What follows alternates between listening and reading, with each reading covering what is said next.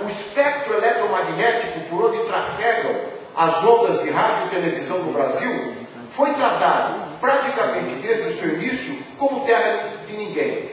Nós podemos até fazer uma analogia com as terras agriculturáveis brasileiras para dizer que foi sempre um espaço de terras devolutas.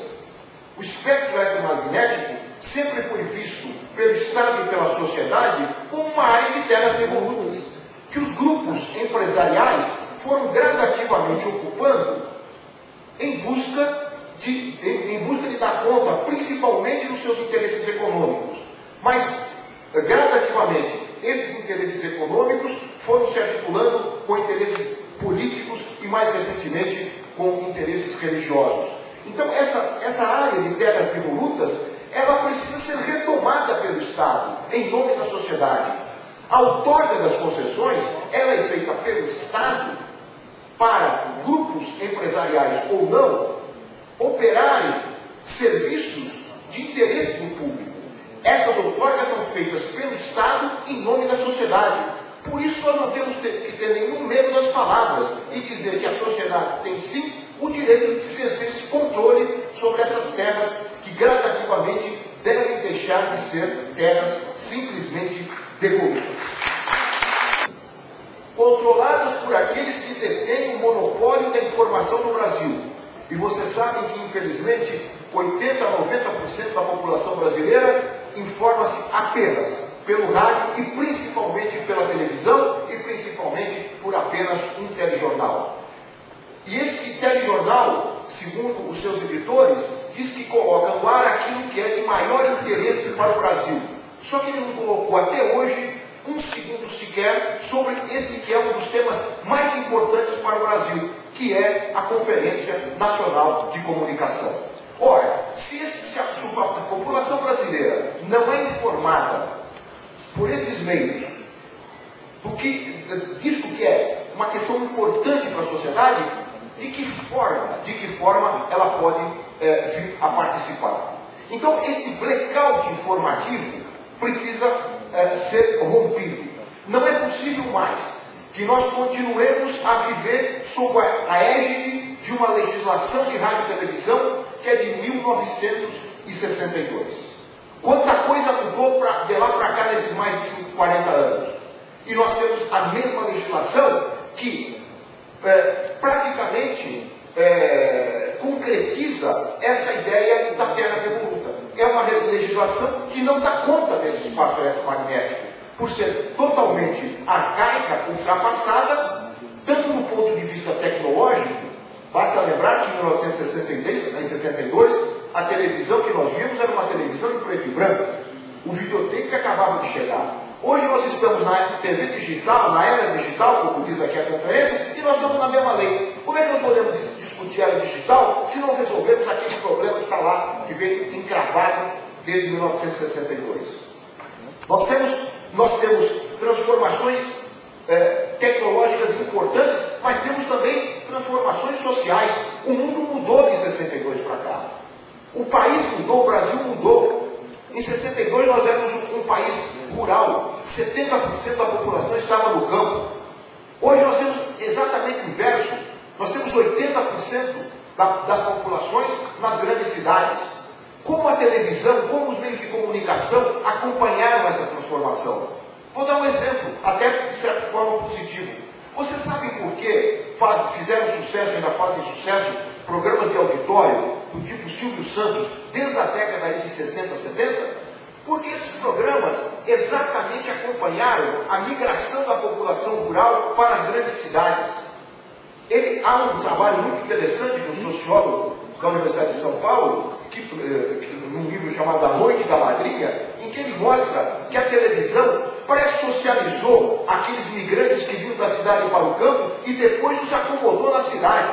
O que são esses programas de auditório, senão as grandes quermesses do interior colocadas na televisão, os sorteios, as disputas entre os grupos? Esses programas acompanharam essa migração e ao longo desse tempo e permaneceram no imaginário dessas pessoas.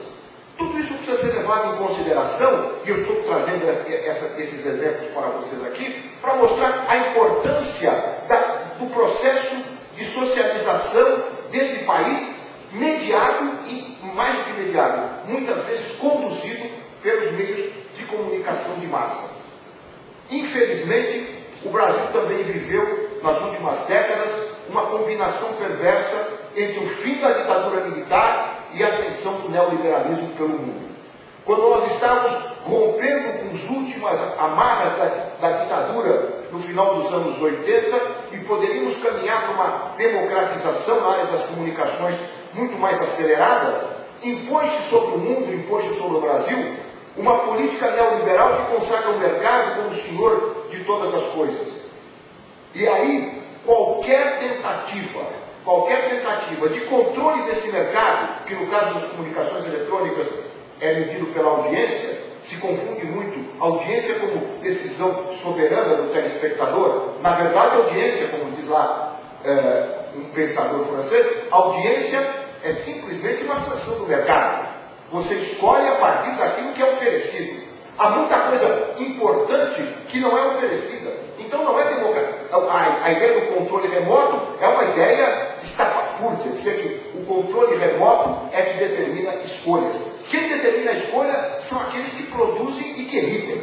Esses sim, e emitem e produzem conteúdos num espectro muito limitado. Há muita coisa, eu acho que a Lurdinha falou, há muita coisa importante para a sociedade brasileira que já vem sendo produzida, mas que não tem espaço, não tem a janela de divulgação, porque o controle está nas mãos de poucos nessa área desse latifúndio eletrônico ao qual eu me referi.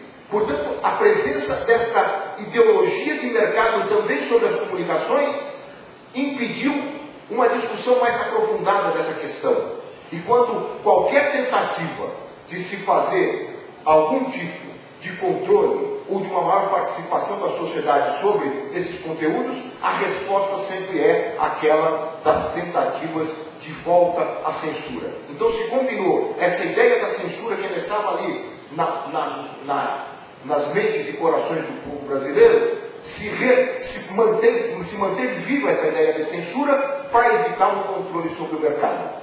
Estamos rompendo com as amarras do mercado em vários setores e é o momento de rompermos também com as amarras do mercado no setor da radiodifusão.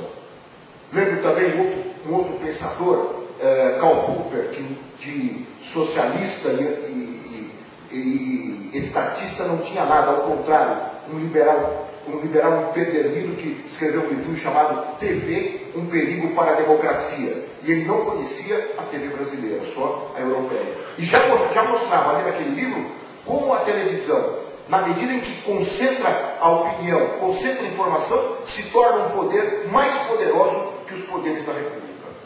Não é? Haja vista aqui no Brasil o que ela faz. Põe o presidente, tira o presidente, apesar de todas as negativas dos meios de comunicação, esse poder continua sendo muito forte. Então, a partir dessas ideias e dessa constatação, eu quero dizer para os senhores que a Conferência Nacional, ela, apesar da importância de todas essas propostas, que estão aqui em São Paulo e estão no Brasil todo, ela pode também se valer de experiências internacionais já consagradas, para que nós, de um lado, não termos que estar outra vez reinventando a roda nessa área. E de outro lado, mostrando que em democracias consolidadas milenarmente, o Estado sim exerce um controle sobre a comunicação e não se pode dizer que a Dinamarca, a Inglaterra ou a Suécia sejam ditaduras e exerçam a censura sobre os meios de comunicação. E lá as legislações são bastante rígidas estabelecendo regras claras para o uso desse privilégio que alguns setores têm de usar o espaço público que deveria ser usado em função da prestação de um serviço para a sociedade, mas que infelizmente é usado nos interesses pessoais.